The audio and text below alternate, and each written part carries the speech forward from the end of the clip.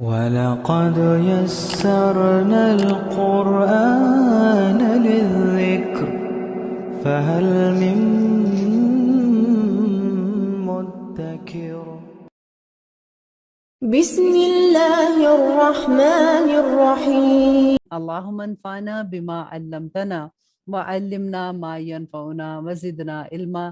السلام علیکم ورحمۃ اللہ وبرکاتہ۔ الحمدللہ آج ہم 15ویں پارے کا آغاز کریں گے۔ اب شروع کرتے ہیں ہم 15ویں پارے کو۔ سورۃ الاسراء، اعوذ باللہ من الشیطان الرجیم، بسم اللہ الرحمن الرحیم۔ شروع اللہ کے نام سے جو بڑا مہربان اور نہایت رحم کرنے والا ہے۔ سبحان الذی اسریٰ بعبدہ لیلا من المسجد الحرام الی المسجد الاقصی۔ پاک ہے وہ جو لے گیا اپنے بندے کو رات میں مسجد حرام سے مسجد اقصی تک، وہ کہ برکت رکھی ہے ہم نے جس کے اطراف میں تاکہ دکھائیں ہم اسے اپنی نشانیوں میں سے، بے شک وہ سننے والا اور دیکھنے والا ہے۔ یہاں پہ دیکھیے جو اسراء اور معراج کا واقعہ ہے نا، اس کا پہلا حصہ ہم یہاں پہ پڑھ رہے ہیں کہ جب نبی صلی اللہ علیہ وسلم کو مکہ سے بیت المقدس کا سفر کرایا گیا تھا، اور وہاں پہ نبی صلی اللہ علیہ وسلم نے تمام انبیاء کو نماز پڑھائی تھی، اور اللہ سبحانہ تعالیٰ فرماتے ہیں اور دی تھی ہم نے موسیٰ کو کتاب، اور بنایا تھا اس کو ہدایت بنی اسرائیل کے لیے کہ نہ ٹھہرانا میرے سوا کسی کو کارساز۔ اولاد ان کی جن کو سوار کیا تھا ہم نے نوح کے ساتھ، بے شک وہ تھا ایک بندہ بہت شکر گزار۔ دیکھیں حضرت نوح علیہ السلام کا جہاں پہ بھی ذکر آتا نا، اللہ سبحانہ تعالیٰ ان پہ ہمیشہ یہ ذکر کرتے ہیں کہ نوح بڑا شکر گزار بندہ تھا، اور متنبع کر دیا ہم نے بنی اسرائیل کو کتاب میں کہ تم ضرور فساد مچاؤ گے زمین میں 2 مرتبہ، اور ضرور سرکشی کرو گے، بڑی سرکشی۔ یہ کیوں ان کو سزا دی جا رہی تھی؟ کیونکہ یہ انبیاء کا قتل کرتے تھے اور اللہ سبحانہ تعالیٰ کی آیات کا انکار کر دیتے تھے۔ اور آیت نمبر 5 میں اللہ سبحانہ تعالیٰ فرماتے ہیں پس جب آیا وعدے کا وقت ان میں سے پہلا تو ہم نے مسلط کر دیے تم پر اپنے بندے لڑنے والے بہت سخت، تو وہ پھیل گئے شہروں کے اندر، اور وہ تھا وعدہ جو پورا ہو کر رہنا تھا۔ پھر دیا ہم نے تمہارے لیے دوسری بار غلبہ ان پر، اور ہم نے مدد کی تمہاری اموال سے اور بیٹوں سے، اور بنا دیا تم کو کثیر جماعت۔ اگر تم نے بھلائی کی تو بھلائی کی اپنی جانوں کے لیے، اور اگر تم نے برائی کی تو وہ ان کے لیے ہے جنہوں نے برائی کی۔ پھر جب آیا دوسرا وعدے کا وقت تو ہم نے اپنے بندے بھیجے تاکہ بگاڑ دے تمہارے چہروں کو۔ اللہ اکبر۔ دیکھیں اللہ سبحانہ تعالیٰ کا عذاب، اللہ سبحانہ تعالیٰ کی سزا کتنی سخت ہوتی ہے۔ یہ بھی تو اللہ کی مخلوق ہے نا جن کے اوپر عذاب آیا تھا۔ ہم کبھی بھی بات کرتے ہیں، ہم یوزلی ہمارے ذہن میں یہ آتا ہے کہ اللہ سبحانہ تعالیٰ ایسے اپنے بندوں کو کبھی بھی عذاب نہیں دے سکتے، لیکن آپ دیکھیں جو اللہ سبحانہ تعالیٰ کی آیات کا انکار کرتے ہیں، جو اللہ سبحانہ تعالیٰ کی ذات کے ساتھ شرک کرتے ہیں نا، تو ان کا عذاب آپ دیکھیے کہ اللہ سبحانہ تعالیٰ فرماتے ہیں تاکہ بگاڑ دے تمہارے چہروں کو، اور داخل ہو جائے مسجد بیت المقدس میں جس طرح داخل ہو گئے تھے اس میں پہلی مرتبہ، اور تباہ کر دیں جس پر غلبہ پائیں، مکمل تباہی۔ امید ہے تمہارا رب کے رحم کرے تم پر، اور اگر تم نے پھر وہی کیا تو ہم بھی پھر وہی کریں گے، اور بنایا ہے ہم نے جہنم کو کافروں کے لیے قید خانہ۔ بے شک یہ قرآن راہ دکھاتا ہے ایسی جو ہے سب سے سیدھی، اور بشارت دیتا ہے مومنوں کو جو کرتے ہیں نیک اعمال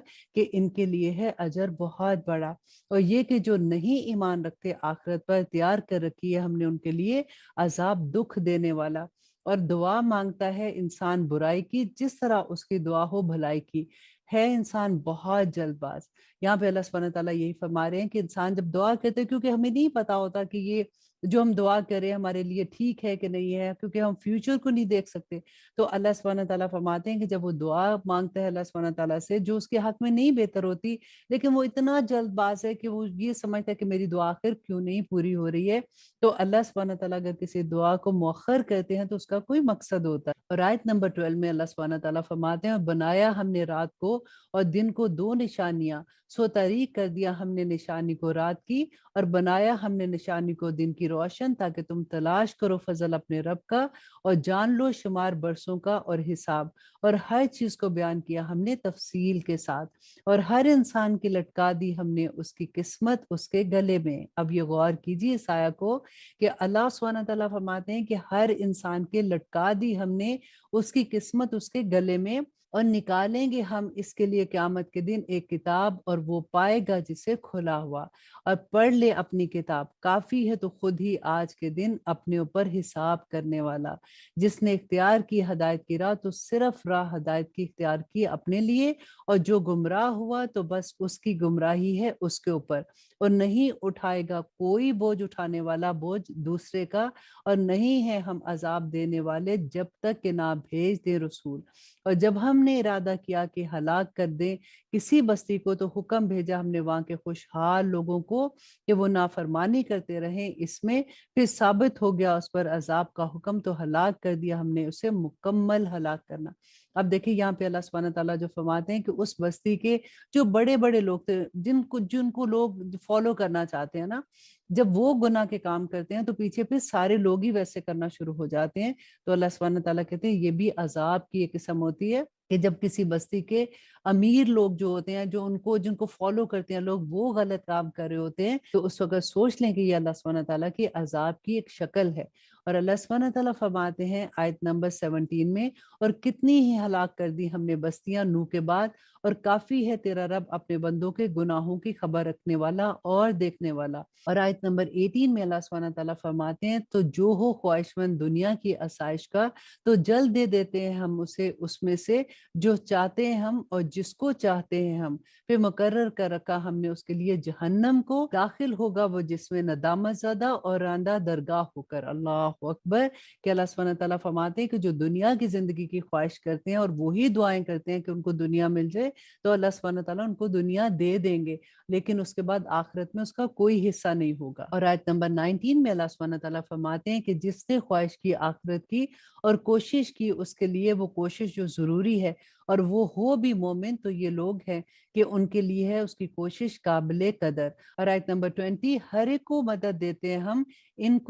کو عطا میں سے تیرے رب کی، اور نہیں ہے عطا تیرے رب کی کسی سے بھی رکی ہوئی۔ دیکھ کس طرح سے فضیلت بخشی ہے ہم نے ان کو بعض پر، اور البتہ آخرت بہت بہتر ہے درجات میں اور بہت بہتر ہے فضیلت کے لحاظ سے۔ نہ بنا اللہ کے ساتھ کوئی معبود دوسرا کہ بیٹھا رہ جائے گا ملامت زدہ اور بے کس ہو کر۔